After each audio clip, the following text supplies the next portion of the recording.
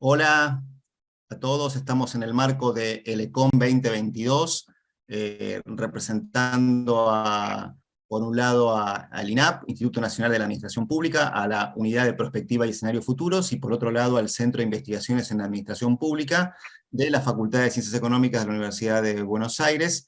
El panel que tenemos se denomina Hablando del Futuro del Estado, que está integrado por Horacio Cao, Ivana González, Melina Levy y Gustavo Blutman, que es el que le está hablando, y vamos a hacer un conversatorio, una charla, donde vamos a tratar de expresar y analizar de qué manera podemos pensar el futuro del Estado desde diferentes aristas. Para comenzar, vamos a ver un breve video que va a enmarcar un poco de qué manera podemos ver el Estado. Acá estamos todos los participantes y compartimos ahora el video que se denomina ¿De qué hablamos cuando hablamos de prospectiva?, que es el marco en el cual estamos hablando en este conversatorio.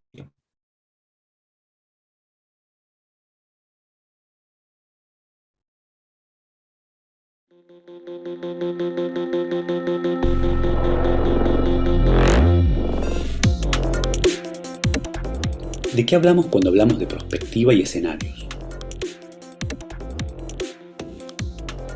¿Qué es prospectiva y qué no es prospectiva?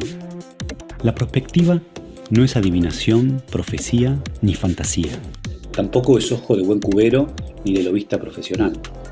La prospectiva es interrogación sistemática sobre el futuro. Elemental, querido Watson. Utiliza fuentes cualitativas como la consulta a los que están estudiando el problema, la recolección de las percepciones, imágenes y proyecciones que tienen los involucrados en el tema, y la aplicación de metodologías cuantitativas a datos estadísticos, generalmente con el auxilio de herramientas informáticas. Con todos estos productos y a partir de la interacción, la creatividad, la sistematicidad y el aprendizaje continuo, se construyen escenarios. Bueno, en verdad, se recomienda construir no uno, sino varios escenarios. Aquí señalan tantos caminos. Escenarios posibles, que pueden ser estadísticamente probables,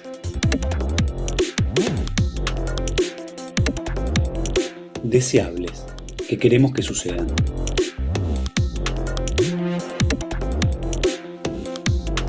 la prospectiva orienta, se acomoda y se adapta a los diferentes sucesos. Aún en los momentos más tormentosos o cuando la información es menos confiable, siempre será mejor tener un punto de llegada que navegar a ciegas.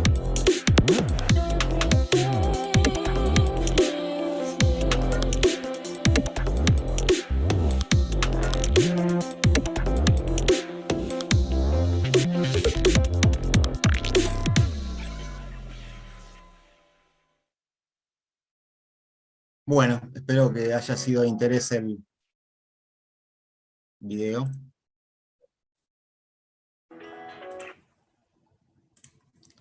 Espero que haya sido de interés el video.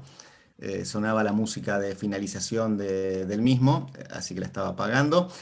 Para comenzar este conversatorio, esta charla que les anunciaba, arrancamos con Ivana González, socióloga, máster en Administración Pública y posgrados también en España que tiene, y licenciada en Ciencia Política. Va a hablar sobre el rol de las mujeres a futuro. Ivana.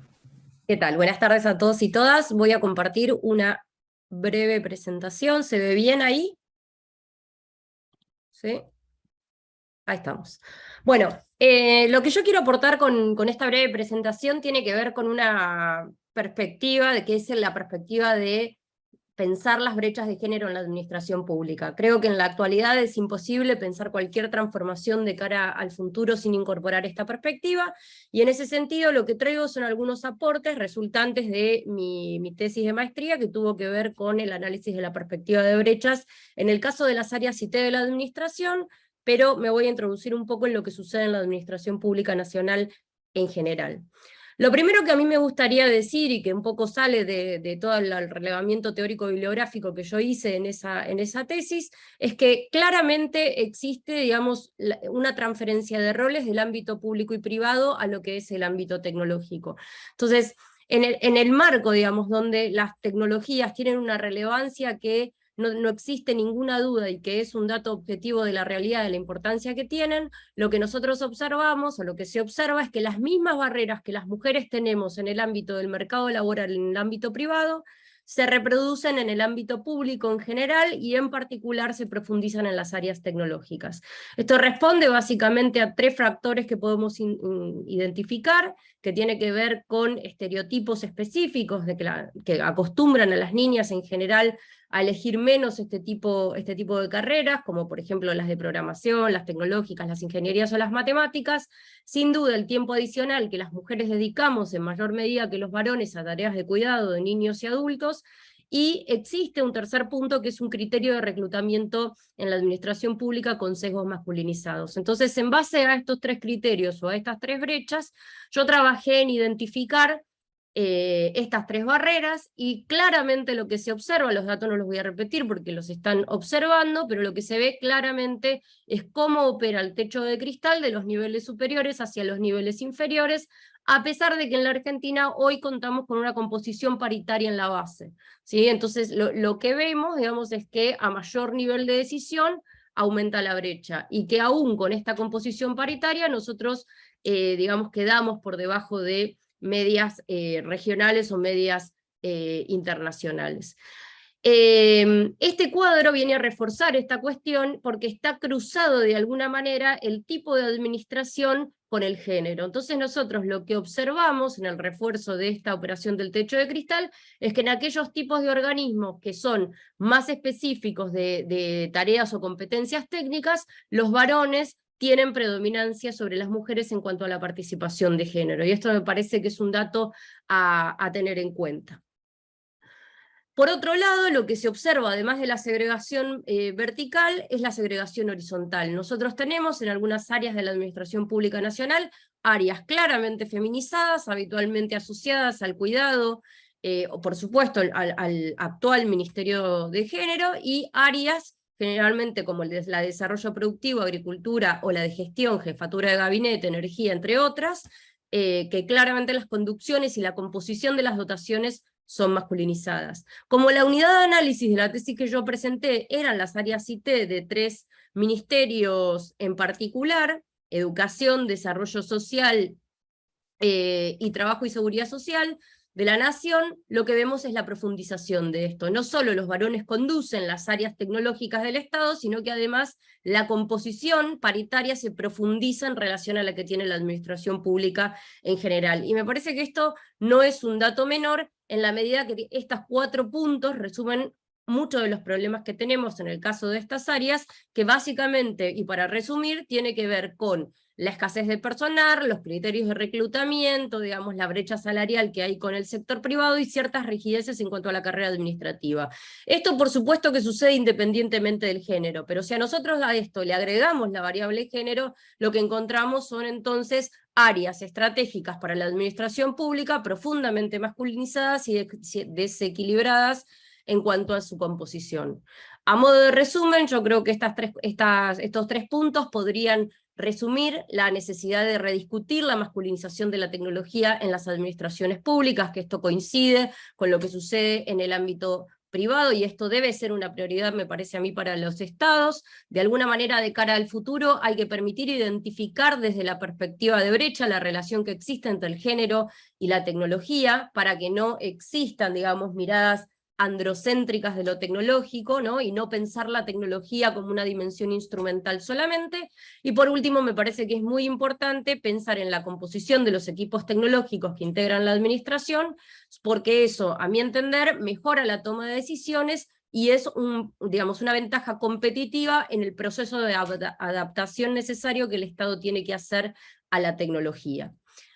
Ahora, no estamos en un punto cero, tenemos avances, tenemos mujeres liderando áreas, como por ejemplo la del Plan Argentina Programa. Esto no es un dato menor, porque si bien es cierto que las mujeres ocupamos menos lugares de decisión que los varones, existen algunas áreas donde esto se está dando, y eso hace también que se eviten sesgos de género, porque el hecho de que estas mujeres estén liderando esos espacios aporta y aporta mucho. Y tenemos también en la pata de la capacitación del empleo público programas como el del INAP Futuro, que no solo tiende a leer el futuro en términos de posibles escenarios y vincularlo con la incorporación de las tecnologías exponenciales, sino que también trabaja la perspectiva de la inclusión digital, y eso me parece que es importante para las trayectorias públicas. Entonces, a modo de resumen y para terminar, me parece que estos 4 ejes en términos de educación vinculado a lo que es todas las áreas CETIM y el género, es necesario para posicionar a las mujeres en mejores lugares,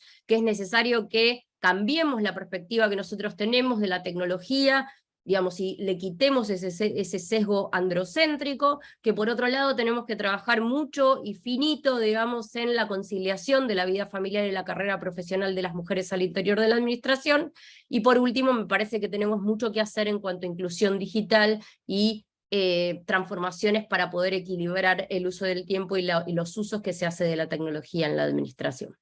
Así que por mi lado, nada más. Muchas gracias. Gracias, Ivana. Te dejo una pregunta para contestar cuando hagamos la ronda de las exposiciones, que es, ¿de qué manera resolverías estos problemas de las mujeres o esta, como vos llamás, masculinización de este problema? Así que te la dejo pendiente, le haré una pregunta a cada uno y la conversaremos después que hagamos toda la ronda. Seguimos en este caso con Horacio Cao, administrador gubernamental, subdirector del Centro de Investigaciones en la Administración Pública y hasta hace poco director de la Oficina Nacional de Empleo Público. Hacho, tu turno. Muchas gracias Gustavo.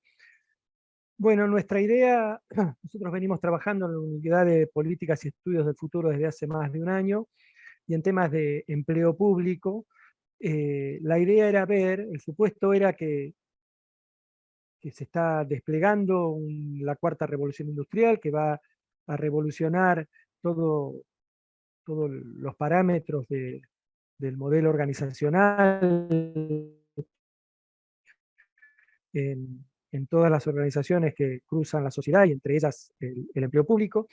Entonces nos preguntamos de qué manera tenemos que estar preparados o desarrollar políticas públicas específicas o generar conceptualizaciones necesarias, tanto en términos del mercado de trabajo global. Hay muchos análisis están hablando de las grandes transformaciones que se están dando en ese ámbito, de qué forma podemos garantizar que hacia dentro de la administración pública estas nuevas capacidades y estas nuevas fortalezas organizacionales o tecnologías organizacionales, que el Estado no se quede afuera, y en tercer lugar, de qué manera tenemos que adecuar el ingreso, la carrera y la capacitación de los empleados públicos a las nuevas etapas que se vienen por delante. Yo voy a presentar un PowerPoint, una muy corto datos, referidos a algunos de los elementos y algunas de las características salientes de la investigación que estamos llevando a cabo. En primer lugar, una definición metodológica. En general, uno de los problemas que tenemos cuando trabajamos sobre el empleo público es que se trabaja sobre una parcialidad y se asume que todo el empleo público tiene las características que se asignan a esa parcialidad, que generalmente es el CINEP, que es un poco el estatuto y escalafón emblemático de la administración argentina. A pesar de que el CINEP tiene menos del 1% del total del personal, se considera, se analizan cuáles son sus características generales y sobre eso se piensa o se sacan conclusiones acerca del empleo público argentino. Una primera definición metodológica que tuvimos tiene que ver con analizar todo el empleo público, y en tal sentido nos vamos a dirigir al empleo público nacional, provincial y municipal, de los 3 poderes, ejecutivo, legislativo y judicial, empresas públicas, órganos extrapoder, descentralizados, desconcentrados, etc.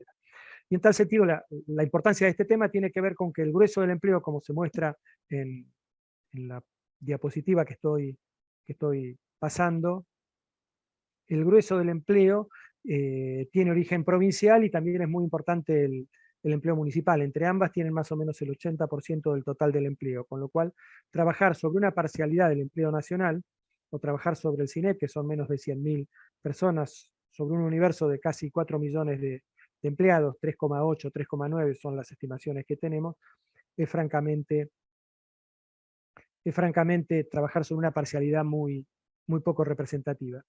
El segundo tema, que también nos pareció muy importante marcar, es que hay una infinidad de escalafones, estatutos, modalidades de contratación que recorren al Estado. Nosotros metodológicamente trabajamos sobre 4 grandes funciones, 3 funciones más claramente delimitadas: salud, seguridad y educación, que responden a sistemas de amplio desarrollo territorial, que cruzan a los 3 niveles de Estado. Hay personal de las 3 funciones para todos estos temas, y un cuarto que centralmente es el empleo administrativo en general, pero que agrupa toda otra serie de características. Y sobre eso, no voy a tener tiempo de explayarme, sobre eso vimos que hay sistemas de carreras que cruzan transversalmente cada una de estas 4 funciones, en algunos casos muy consolidados. El caso de las Fuerzas Armadas y de Seguridad, de las funciones de defensa y seguridad, que tienen, como les decía, en términos de ingreso, de carrera y de capacitación, sistemas relativamente institucionalizados, consolidados, y bastante consolidados en el tiempo, en términos por lo menos de lo que indican las mejores prácticas profesionalizantes. Un sistema específico, también bastante consolidado, que tiene que ver con el sistema de educación, sobre todo en lo que hace a la educación primaria, inicial, primaria, secundaria y superior no universitaria. En el ámbito universitario no está tan consolidado los sistemas, sobre todo de ingreso, con una fuerte prevalencia de personal interino. Pero en el resto del país, y siendo una de las funciones más importantes, como decía, tiene un sistema bastante institucionalizado para la carrera general de los docentes, y que, si bien es muy diferente al de salud y de seguridad, tiene, como les digo, la idea de que hay consolidado una forma de trabajo. En mucha menor medida el sector salud y en menor medida el escalafón general tienen este tipo de consolidación, pero nos parece importante tener una idea del enfoque global sobre el Estado. Yendo, y para no pasarme del tiempo, yendo a 3 o 4 elementos que trabajamos en nuestra investigación. La primera idea es la necesidad, y junto con lo que establece buena parte de la bibliografía, una de las tendencias generales hacia el futuro, en términos de escenarios deseables, tiene que ver con establecer algunas ideas de parámetros comunes, aún en el caso de que hay diferentes modelos de Estado en disputa, y que método democrático mediante es posible que cambiemos en términos de la orientación estatal. Nosotros trabajamos con una metodología que ya hace más de un lustro que venimos trabajando sobre esa idea de que hay 3 modelos en disputa: el modelo neoweberiano, el modelo gerencial, el modelo de gobernanza, que responde a ideas estatales diferenciadas por parte del enfoque socialdemócrata, o la ideología socialdemócrata, la ideología neoliberal y la ideología populista. Nosotros tenemos que tener la posibilidad de pensar en políticas estatales que acepten estos 3, estatales para el empleo público, que acepten las variaciones que pueden estar inducidas por la posibilidad de gobiernos de estas 3 tendencias.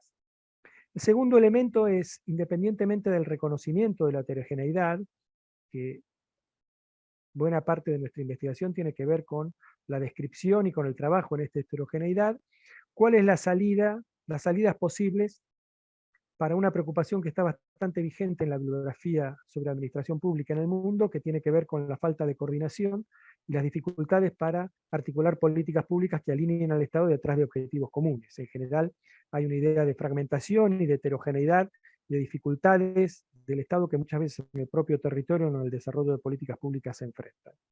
En este sentido, hay, como decíamos en el parámetro, en el bullet anterior, hay diferentes ideas que tienen que ver con diferentes modelos de Estado. Algunos plantean instancias de coordinación más en espacios superiores, y otros tienden a generar ideas de isometría institucional organizacional. O sea, la idea de ciertos formatos que, a despecho de la necesidad de respetar las especificidades de cada caso, tiendan a establecer parámetros comunes como forma de facilitar una coordinación en términos de gestión general. Y por último, y para terminar, decir que a partir de trabajos que tienen sus orígenes en los 80 y que se consolidaron en los 90 alrededor del CLAD, hay una síntesis profesionalizante que todavía sigue vigente y tiene mucha potencia en buena parte de América Latina, casi toda América Latina, alrededor de las normativas y las recomendaciones, y si verdaderamente la cuarta revolución industrial, en qué medida va a cambiar esos parámetros que están tan consolidados y que tienen buena parte de su contraparte en la normativa, como decía, y en la forma de ver el Estado y en la proposición de políticas públicas para la gestión estatal. Con esto termino. Ludman. Gracias Horacio. Una pregunta para que te la tengas pendiente y la puedas ir pensando. Es una combinatoria de preguntas que tiene que ver con los números que pusiste. ¿Las tecnologías van a reducir los empleados públicos? ¿Sí o no? ¿Por qué? Y el tema de lo profesionalizante, la meritocracia, ¿está relacionada con eso? ¿Debería continuar? ¿Debería acentuarse? ¿O debería haber otros modelos vinculados con eso? Es decir, hay dos temas: tecnologías y reducción y ampliación de empleo público, y los sistemas meritocráticos. Así que, bueno, mientras vos la pensás y Ivana piensa la suya, la invitamos a Melina Levi, que es licenciada en Ciencia Política, tanto como Horacio y como Ivana y como mi caso, que somos los 4 politólogos, con maestrías y en algunos casos doctorados diversos. Ella es también investigadora del INAP y participa en la Unidad de Prospectiva y Escenarios Futuros, en la cual trabaja en conjunto con Horacio y conmigo. Melina, tu turno, tus minutos de fama. Bueno, buenas tardes, muchas gracias por la presentación. Para ilustrar lo que les voy a contar el día de hoy, les voy a presentar un muy sintético PowerPoint. Lo primero que aclaro es, a mí me toca presentarles los avances o algunos primeros resultados de manera muy sintética respecto de la línea de estructura, que está, por supuesto, en permanente diálogo con la presentación anterior y con la de tecnología. Y lo primero que les cuento es lo siguiente.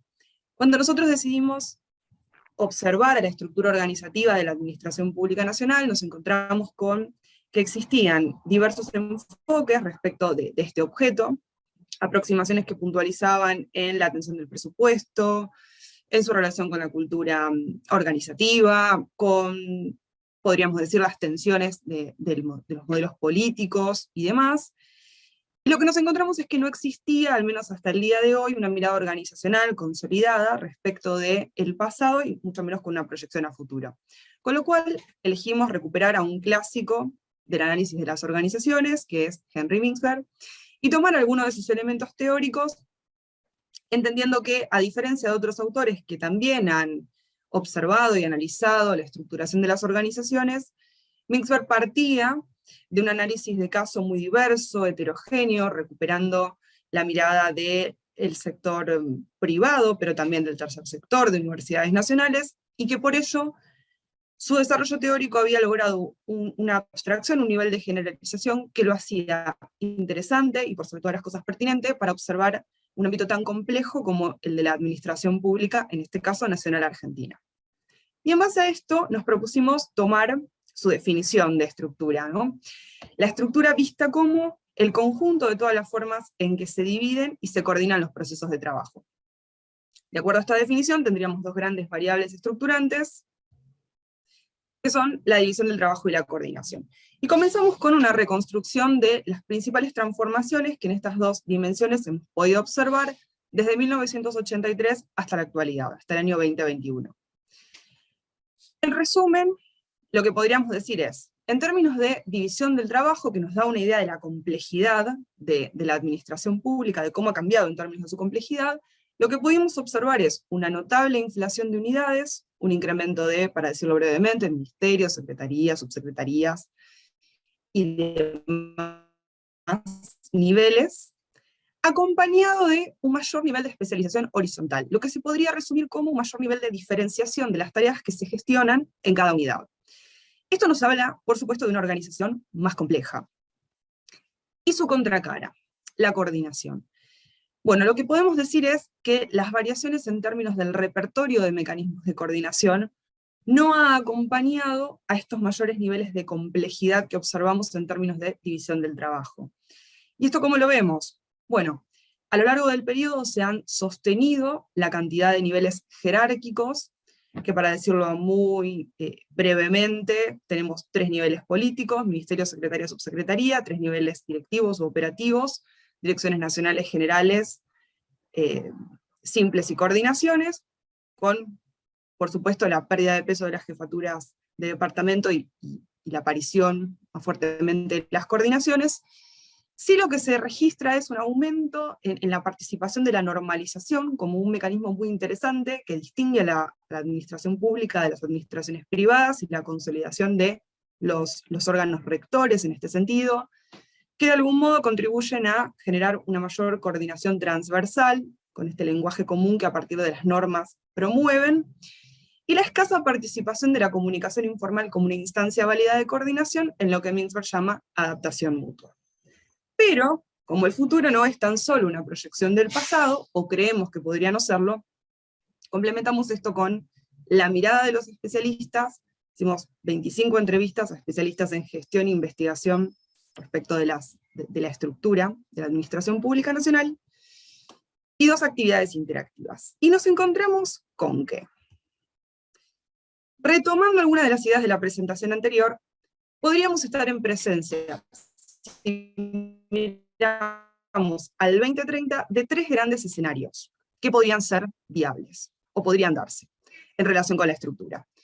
Uno, consistente con los supuestos implícitos en un modelo de gobernanza estricta, donde si miramos el nivel de complejidad, o esto que veíamos de la inflación de unidades, tamaño y división del trabajo, podríamos decir, bueno, apuesta a un menor nivel de especialización vertical, es decir, menos cantidad de niveles jerárquicos, para decirlo simplemente, pero mayor nivel de descentralización. En términos de coordinación, esto se ve en redes más flexibles, que incorporan la participación de actores no estatales para la ejecución de las políticas públicas. El rol de la jefatura de gabinete, que es una entidad súper importante en términos de coordinación, tendría más que ver con una coordinación de agencias, porque, como vemos en el último ítem de esta presentación, crecerían en cantidad y también ganarían en autonomía, por decirlo muy brevemente. En un modelo neoweberiano, bueno, lo que veríamos es un tamaño más reducido, es un tamaño similar, se parte de una idea más de sostenibilidad, de vigencia del modelo actual en algún sentido. Tenemos un tamaño que sería similar al actual, nivel de especialización también, simplemente que con un mayor liderazgo político, una apuesta por la supervisión directa y por la normalización como esquemas o como instancias de coordinación, un organigrama concentrado, con un rol de jefatura de gabinete muy fuerte en términos de coordinación transversal, y si se quiere, en la atención a administración central y descentralizados, con una relativa recentralización. Y el último escenario posible, que es el de la nueva gerencia pública, acá sí lo que vemos fuertemente es una reducción de las áreas donde tiene injerencia el Estado, reducción del tamaño, y en ese sentido de los niveles jerárquicos, como de la especialización horizontal, una apuesta por la comunicación informal y la adaptación mutua como principal mecanismo de coordinación. El rol de la jefatura en realidad estaría más centrado en la disciplina fiscal, presupuestaria, y en la atención, articulación, administración central y descentralizados y autárquicos, lo que veríamos son una apuesta por las privatizaciones y el control presupuestario. Así que bueno, esta sería una presentación muy resumida de algunos de los principales hallazgos que hemos visto y que los invitamos a profundizar en las publicaciones que vienen a continuación. Muchas gracias. Gracias, Melina. Te dejo la pregunta para que respondas. Ahí presentaste 3 modelos posibles de estructuras basados en lo que vos señalaste de Mintzberg y bueno, esas 3 posiciones respecto de esos modelos.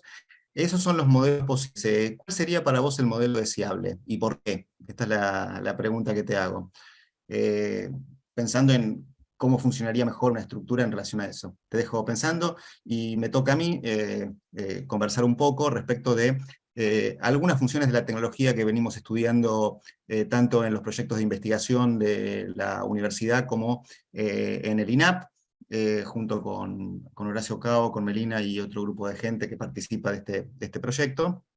Y ahí lo que analizamos es, basado en trabajos de tecnología de Thomson, que después tanto Suárez como Feldman retoman, plantean tecnologías centrales y tecnologías de apoyo. Cuando hablamos de tecnologías centrales y pensamos en un hospital, estamos hablando de el conocimiento que tienen, por ejemplo, los médicos, los enfermeros, los especialistas, y las tecnologías de apoyo son un componente que aportan para que ese funcionamiento de las tecnologías centrales se mantengan. Es decir, tiene que haber una tesorería, tienen que pagar los sueldos, tiene que haber una administración, turnos, etc. Eso se combina y nosotros lo planteamos a nivel de la forma en que se desarrolla esto en la administración pública, y trabajamos sobre 4 sistemas que comenzaron a funcionar, unos en la década del 90 y otro hace algunos años atrás, que son por un lado el CDIF, que después se transformó en el ECDIF, que es un sistema de administración financiera, que organizó las cuentas presupuestarias a nivel nacional y trató de replicarse a nivel de los estados provinciales. Sabemos que estamos en un estado federal con cierta autonomía de las provincias. Después se hicieron estudios sobre cómo funciona la gestión documental electrónica, el GEDE, y todos sus componentes, eso más bien de 4 o 5 años atrás, que empezó a funcionar en otras jurisdicciones y después se aplicó al Estado Nacional, y lo que hizo es informatizar toda la documentación del Estado Nacional. Acoplándose a eso, estudiamos tecnologías que son de características más bien horizontales, como Mi Argentina y como el TAD, o trámites a distancia. Esas 4 tecnologías, o 4 sistemas más que tecnologías, nos aportaron como para poder empezar a pensar de qué manera se va estructurando las tecnologías del Estado Nacional. Es como nuestra línea de base, que está asociado con los discursos respectivos al gobierno electrónico, el gobierno abierto y lo que actualmente se denomina gobierno digital. Y quería focalizar en un tema central de cómo estamos pensando y asociado a las ideas que presentó Horacio Cao y a las estructuras de Melina, y obviamente el vínculo con lo que es las mujeres y su papel que planteaba Ivana. Estamos frente a una nueva forma de pensar. Voy a compartir una pantalla, una nueva forma de pensar el empleo público, el empleo en general y particularmente el empleo público. Ahí tenemos 3 líneas. La idea del cuello azul está asociado a aquellos trabajadores industriales, bien propio de la primera y segunda revolución industrial, que al día de hoy continúan en algunas fábricas, incluso hasta lo podemos ver en la administración pública, en personal de mantenimiento, personal de calle, que trabaja más precisamente en los municipios. Tenemos los trabajadores de cuello blanco, en ambos casos asociado a la vestimenta, es decir, aquellas personas que trabajan en la administración. Muchos trabajadores de cuello azul se fueron transformando paulatinamente en trabajadores de cuello blanco cuando empezaron a automatizarse algunas acciones o a desarrollarse tecnológicamente algunas acciones, tanto en las fábricas como en la administración pública. Y el salto que podemos observar a futuro, porque la idea es de pensar a futuro, es la del denominado cuello digital. En el cuello digital estamos planteando que el trabajo ya no va a ser un trabajo exclusivamente presencial, va a haber un trabajo, podrá ser presencial en algunos casos, podrá ser a distancia en otros, pero en síntesis estamos hablando de un trabajo mixto, a distancia y presencial, cuando obviamente las tecnologías tengan la posibilidad de concretar estas acciones en algunos puestos específicos. Ya algunos, sin ninguna duda se pueden hacer de manera virtual, como lo estamos viendo en esta situación post-pandemia. ¿De qué incluye también el cuello digital? Pensar en grandes números, pensar en grandes datos, y el Big Data es parte de aquel personal que va a tener que tener en cuenta que hay mucha información que puede ser relevante y mucha información que puede ser residual, que hay que empezar a discriminar. Las cuestiones de ciberseguridad van a tener que ser centrales en el tratamiento de la información, especialmente en el sector público, y esto es importante destacarlo, y no estamos hablando de personas que sean grandes informáticos, sino personas que comienzan a adaptarse a estas nuevas tecnologías, a estos nuevos sistemas. En este sentido, lo que estamos planteando es este cuello digital, así lo estamos denominando, puede derivar en una suerte de sometimiento, sugestión o dogal, aquella encadenamiento de la modernidad, de encadenamiento histórico, pero que ahora se traduce en la modernidad. ¿Estaremos sometidos? Es la pregunta que nos hacemos a estas nuevas tecnologías. Esta visión más bien tecnofílica o exclusivamente tecnológica puede ser una mirada, pero también está la mirada del sentido social. Aquellos que tengan estas herramientas van a tener la posibilidad de pensar en el lugar en el que está. La idea de el administrador público pasa a ser la del servidor público, el civil servants que se habla en Inglaterra, aquel que teniendo estas posibilidades de conocimientos puede ir resolviendo paulatinamente los problemas y no estar esperando como una máquina los esté resolviendo.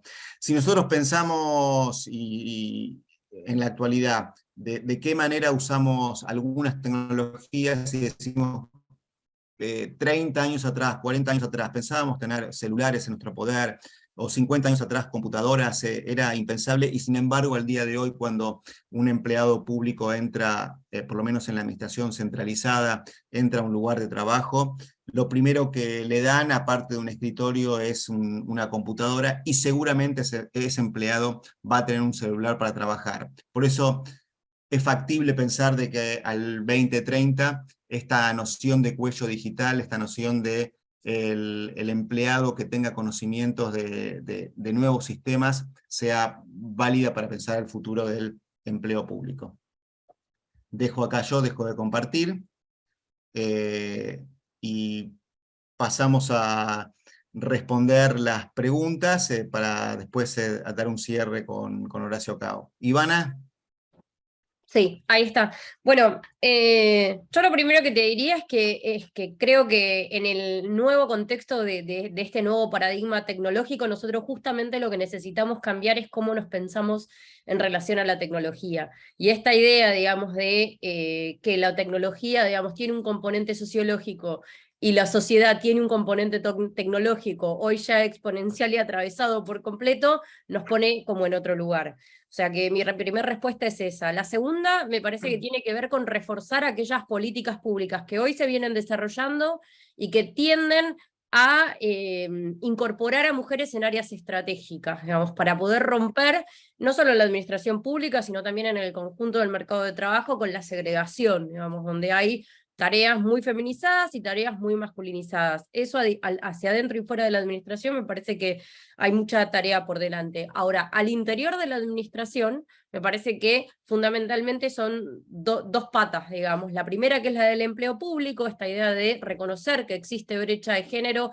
y en el caso del techo de cristal, no es más que una decisión política, digamos, porque en los niveles máximos gerenciales, digamos, ahí hay que equilibrar, y creo que eso sí es una decisión política. Ahora, en las áreas específicas sí hay campo como para ir reclutando a las mujeres que se van acercando a estas áreas. En el caso de las áreas IT, por ejemplo, hay muchas mujeres que se acercan más a las tareas específicas de gestión de redes que a las más duras de soporte. Entonces, identificar estas cuestiones me parece que puede hacer a que se equilibren las composiciones y podamos ir hacia dotaciones mucho más igualitarias en ese sentido. Vamos. Muchas gracias. Horacio. Bueno, yo ya que estoy voy a proponer también una pregunta para la ponencia de Blutman, y sería: así estamos todos equilibrados. cómo retornar personal de cuello digital, una de las crisis que tienen todos los estados en el mundo. ¿Cómo hacer para...? Bueno, Gustavo me preguntaba si las nuevas tecnologías van a generar reducción del Estado, reducción de la demanda de personal. Hace unos 20 años atrás, 25 años atrás, Jeremy Rifkin publicó un libro que hizo mucho ruido que se llamaba El fin del trabajo. Y bueno, las estadísticas de que decía justamente esto, que el cambio tecnológico iba a terminar con una sociedad en donde para la gran mayoría de la población, por lo menos en el occidente que él estaba pensando, los países de desarrollo desarrollados y de desarrollo intermedio, el grueso de la población accede a ingresos a partir de vender la fuerza de trabajo. Y que esto iba a tender a desaparecer a partir del cambio tecnológico.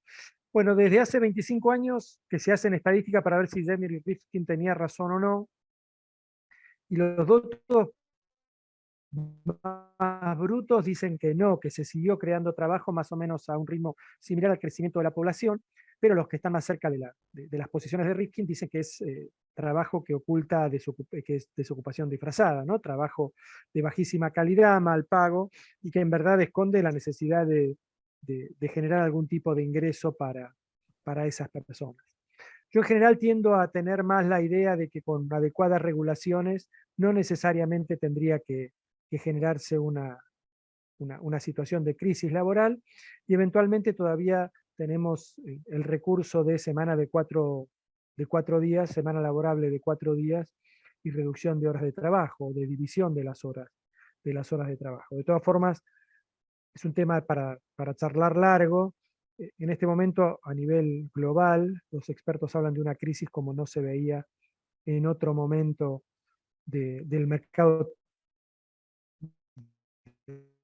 laboral, por lo menos en Occidente, con un enorme déficit de los trabajadores que Blumman definió como cuello digital, y una enorme sobreoferta de trabajadores con capacitaciones que no requiere el mercado, o sin capacitación.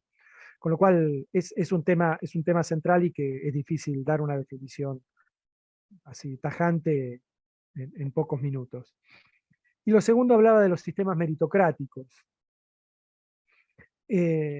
Bueno, ahí hay dos tradiciones, los sistemas más, se llaman continentales, de Francia y Alemania, más basados en lo meritocrático, y los sistemas adentro de la administración pública, ¿no? Y los sistemas más anglosajones, más flexibles en términos de ingreso y salida de personal. Se precisa algún puesto en particular, se va al mercado de trabajo, se lo consigue, cuando se termina esa necesidad se lo despide y se busca el trabajador que sea necesario.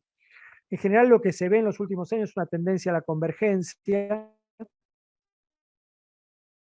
Que bueno, una de las cosas que nos planteamos es si la cuarta revolución industrial va a romper esa idea de que vamos hacia una situación de empate con sistemas mixtos.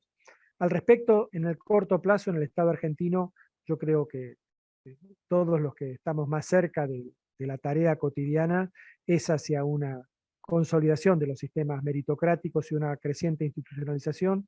Las debilidades que tienen, sobre todo en el marco de los escalafones generales administrativos, pensar en desarmar lo que tanto ha costado construir en términos de ingreso, carrera y capacitación, para ir hacia un modelo flexible, la verdad que no parece una gran idea. En este sentido, hace relativamente poco se ha aprobado un digesto de puestos, un nomenclador de puestos, que es una herramienta que facilita enormemente la gestión, y tiene que ver con esta creciente regulación del Estado por oposición a las visiones más anglosajonas de regulación y polifuncionalidad. De todas formas, también es un tema para tratarlo más que en unos minutos de un conversatorio. Muchas gracias, Horacio. Melina. Bueno, refresco la pregunta, que era sobre el escenario más deseable dentro de estos 3 probables que les presentaba. Desde ya que hay diferentes miradas, yo voy a presentar la mía. Me parece que si el gran desafío, o si todos coincidimos en que uno de los grandes desafíos de la Administración Pública Nacional a futuro es la coordinación organizativa, y tenemos en cuenta algunas particularidades propias de esta organización, como por ejemplo, el derecho administrativo en su capacidad de incidir en la configuración estructural como un factor de contingencia clave que implica ciertas limitaciones al accionar y que implica ciertas regulaciones de por sí. Después podemos discutir largo y tendido si los controles que tendría que haber son más sobre procesos, son más sobre metas, es un debate que está muy difundido entre los especialistas hoy por hoy, pero que en definitiva hay ciertos controles a los que no vamos a poder escapar, porque tiene que ser un Estado de Derecho, y además tenemos que apostar por la coordinación. Parecería que el escenario más deseable tendería a tener que ver con el modelo, a mi juicio al menos neoweberiano, con un organigrama más concentrado, donde se fortalezca la figura del órgano rector como normalizador, como de alguna manera generando este lenguaje común que nos permita tener una sola administración pública con distintos ámbitos institucionales adentro, pero más coordinados. Esa sería mi mirada. Gracias, Melina. Interesante el planteo. Respondiendo a la pregunta que me hizo Bacho respecto de cómo resolver el tema de los empleados de cuello digital al día de hoy, a futuro, cómo retenerlos. La idea del cuello digital no está asociado con el personal informático de la actualidad, que es un cuello de botella, hablando de cuellos, es un cuello de botella en la actualidad, no solamente en el sector público, sino en el ámbito privado. Entonces las dificultades que se dan para retener está dada porque los salarios son relativamente altos, son bastante altos en relación con otro tipo de puestos, y hay una circulación también muy alta, y hay una competencia feroz entre las diferentes organizaciones públicas y privadas para tratar de captar o cooptar empleados con información, conocimientos respecto del diseño de sistemas, programadores, etc.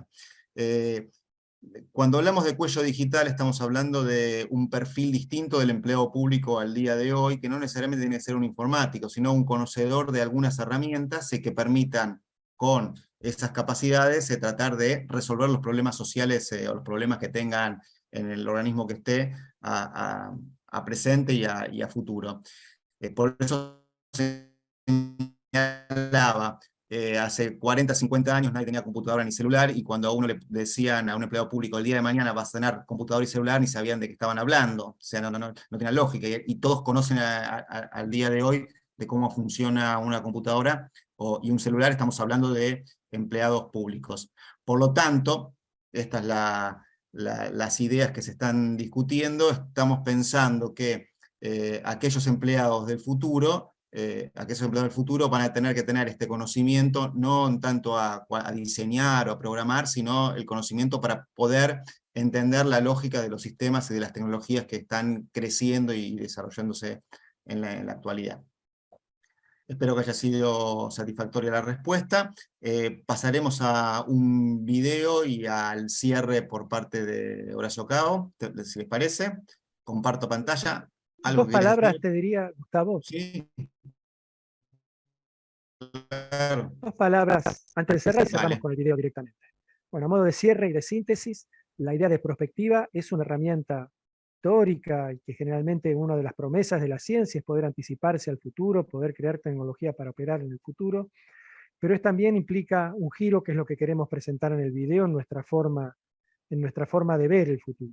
Uno, como el espacio futuro como un espacio de libertad y de construcción. No estamos pensando en augures que puedan anticipar lo que va a pasar en el futuro, sino qué cosas tenemos que hacer para llegar en el futuro. Y eso también implica un salto metodológico en términos de cómo vemos la realidad, ¿no? Históricamente, buena parte de la configuración de los estudios sociales tenía que ver con un análisis muy puntilloso del pasado y una determinación de una construcción de cuáles eran los elementos, cómo se iba a proyectar ese pasado hacia el futuro. Sin dejar de considerar la importancia y en tal sentido nuestro estudio tiene un trabajo muy fuerte sobre línea de base. Nosotros pensamos que es de la reunión interdependiente de lo que construimos en el pasado, pero también de cuál es nuestra proyección hacia el futuro. O sea, construir un proyecto y sumarnos un proyecto es tan importante como entender el pasado. De esa mezcla, de esa fusión, es que estamos tratando de construir diferentes miradas para el Estado argentino. Ahora sí, el video, y con eso de mi parte terminamos. Perfecto, gracias. Ahí pasamos el videíto.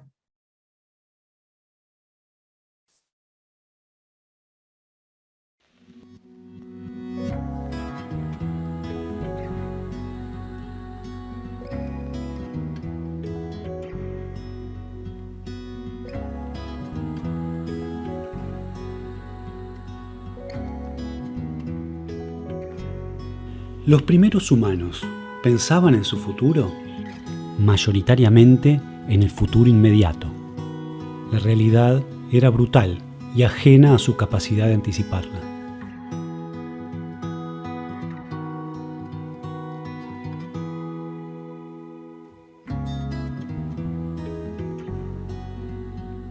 En la antigüedad, el futuro es un designio de los dioses.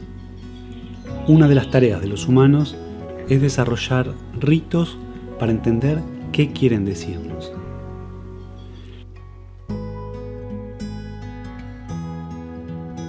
En la modernidad occidental, los designios de los dioses se fueron trocando en leyes científicas. Hay un camino y un punto de llegada, y la ciencia lo descubre.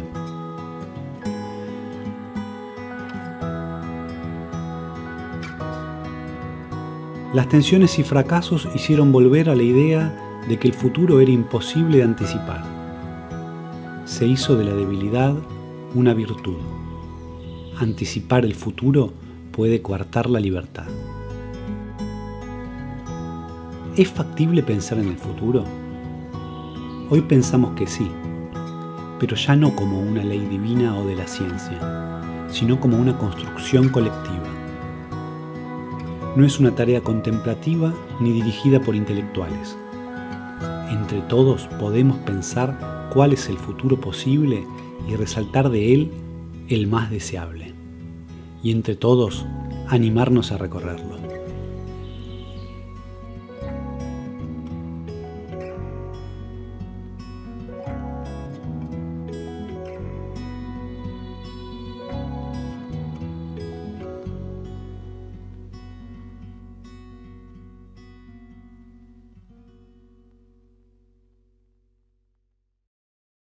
Bueno, espero que les haya gustado estas nociones que tenían del futuro, los antiguos, los primitivos y hasta en la Edad Media y hasta hace poco tiempo. Damos por terminada la reunión con las últimas palabras de Horacio Cao, que si quieres decir algo para cerrar, y ya le agradecemos a todos los presentes la participación, a los presentes que van a ver este video. Nada, decirles que estamos por publicar un libro sobre estos temas que venimos charlando, que ya tenemos varios textos publicados en diferentes revistas y separatas de orden académico, y que también tenemos una serie de 10 videos sobre los diferentes temas que vamos trabajando, que los invitamos a ver, y en algún momento que sea presencial, ojalá podamos discutir estos temas con aquellos que tengan interés en estas cuestiones. Hasta luego. Adiós.